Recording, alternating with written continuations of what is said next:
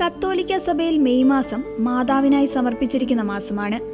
ഈ പുണ്യമാസത്തിൽ നമ്മുടെ ചുറ്റുമുള്ള പല പുഷ്പങ്ങളും പരിശുദ്ധ കന്യകാമറിയത്തിന്റെ ജീവിതത്തെയും സ്വഭാവ മഹിമയും അടയാളപ്പെടുത്താറുണ്ട്. പരിശുദ്ധ അമ്മയ്ക്കായി 12 പുഷ്പങ്ങളാണ് സമർപ്പിച്ചിട്ടുള്ളത്.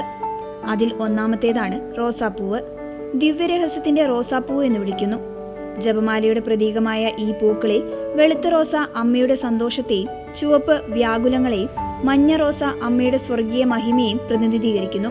രണ്ടാമത്തേതാണ് ലില്ലി. അമ്മയുടെ നിർമ്മലതയുടെയും അമലോത്ഭവത്തിന്റെയും പ്രതീകമാണിത്. ഗബ്രിയേൽ മാലാഖ മംഗളവാർത്ത അറിയിക്കുമ്പോൾ ലില്ലിപ്പൂക്കൾ നൽകിയതായാണ് ചിത്രീകരിക്കാറുള്ളത്. മൂന്നാമത്തേതാണ് മേരിഗോൾഡ് അഥവാ ചെണ്ടുമല്ലി. മേരീസ് ഗോൾഡ് എന്നറിയപ്പെടുന്ന ഈ പൂവ് മറിയത്തിന്റെ സ്വർഗീയ രാജ്ഞിപദത്തെ സൂചിപ്പിക്കുന്നു. നാലാമത്തേതാണ് മോർണിംഗ് ഗ്ലോറി അഥവാ തെലേരി. പ്രഭാതത്തിൽ വിരിയുന്ന ഈ പൂക്കളെ അവർ ലേഡി ഓഫ് മാന്റിൽ എന്നാണ് വിളിക്കുന്നത്. ഇത് രക്ഷയുടെ പുത്തൻ പ്രഭാവത്തെ അടയാളപ്പെടുത്തുന്നു. അഞ്ചാമത്തെയാണ് ഐറിസ്. വാളുപോലെയുള്ള ഇലകളുള്ള ഈ പൂവ് മറിയത്തിന്റെ ഹൃദയത്തിലൂടെ തുളച്ചു കയറിയ 7 വ്യാകുലങ്ങളെ ഓർമ്മിപ്പിക്കുന്നു. ആറാമത്തെയാണ് കൊളംബൈൻ. എലിസബത്തിനെ സന്ദർശിക്കാൻ മറിയം പോയ വഴിയിൽ അമ്മയുടെ പാദങ്ങൾ സ്പർശിച്ചിടത്തെല്ലാം ഈ പൂക്കൾ വിരിഞ്ഞുവെന്നാണ് ഐതിഹ്യം.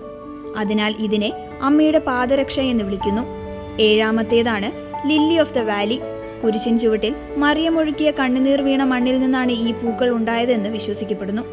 ഇത് പരിശുദ്ധ അമ്മയുടെ വിനയത്തെ സൂചിപ്പിക്കുന്നു. എട്ടാമത്തേതാണ് ബേബി ബ്രത്ത്.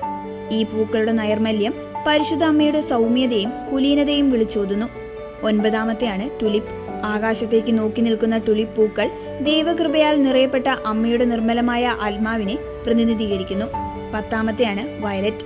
ഇതാ കർത്താവിന്റെ ദാസി എന്ന് പറഞ്ഞ് സ്വയം താഴ്ത്തിയ അമ്മയുടെ വിനയത്തിന്റെ പ്രതീകമാണിത്.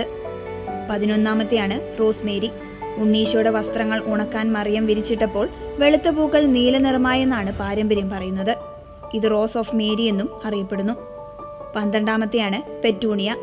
ഇതിനെ അമ്മയുടെ സ്തുതിപ്പുകൾ എന്നും വിളിക്കുന്നു. മറിയം ദൈവത്തെ സ്തുതിച്ചു പാടിയതിന്റെ പ്രതീകമാണിത്.